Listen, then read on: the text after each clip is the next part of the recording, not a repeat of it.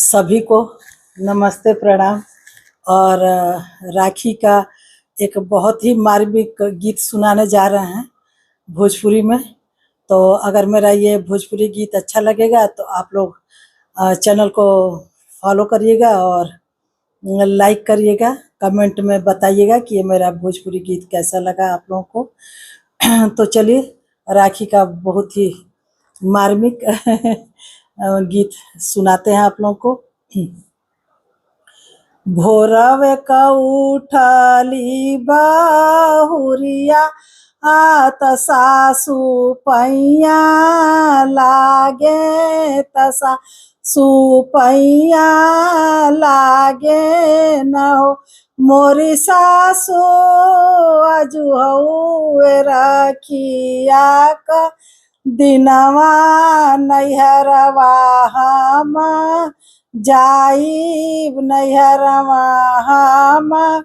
जाई बिरन रखिया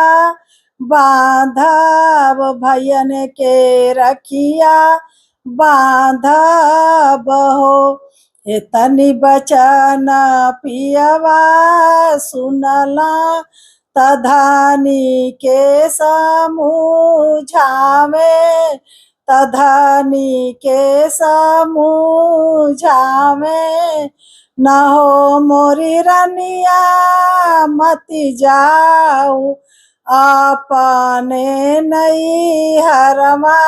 तब बोलौआ नाही आवे तकेहू ना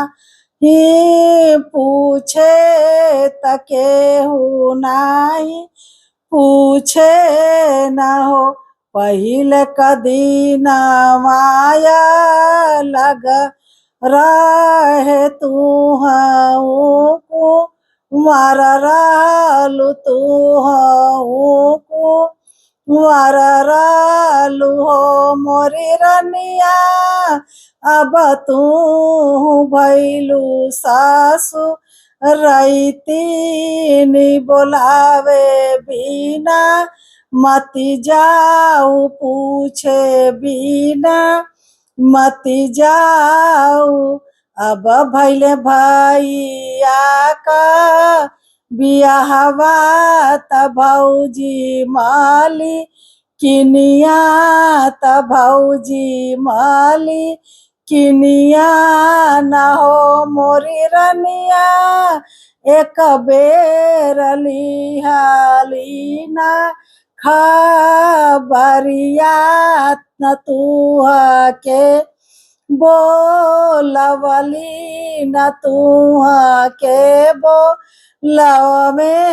न हो। ए तनि बचना सुने धनिया तसही नाही पावे तसही नाही पावे न हो मोरे रामा अड़पी तड़पी बोले तपिया वासे लड़े तपिया वासे लड़े न हो। का मोरे भैया तू हार लिहला तकाई चो रवला मोरे पियावा काई मोरे भैया तू हार बिगड़ला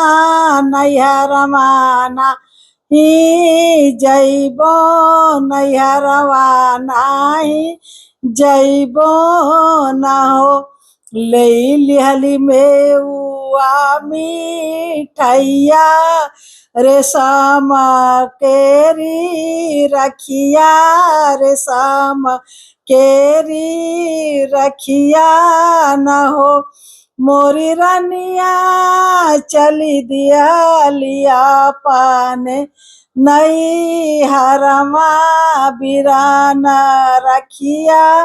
बांधे चारो भैया रखिया बांधे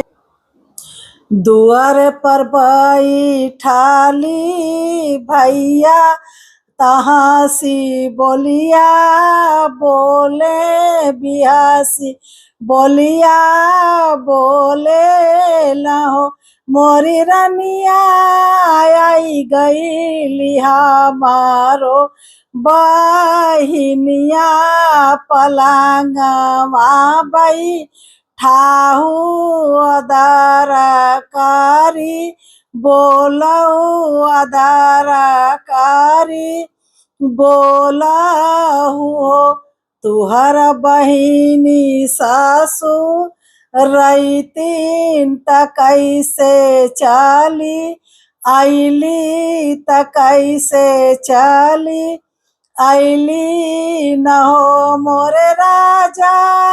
नहीं भेजली नौआ का हरवा त कैसे चली आईली त कैसे चली आईली न हो एक बोलिया बोललू मोरी रनिया तू अब जानी बोलहु मोरी रनिया बहिनी त प्राण के धारा तरखिया बाने आईली तरखिया बाने आईली न हो इतनी बचन सुने बहिनी त भैया के बतावे त भैया के बतावे न हो मोरे भैया स्वामी हमार बेरी बेरी बरजे तबहु नाही मनली तबहु नाही मनली त भौजी बोलिया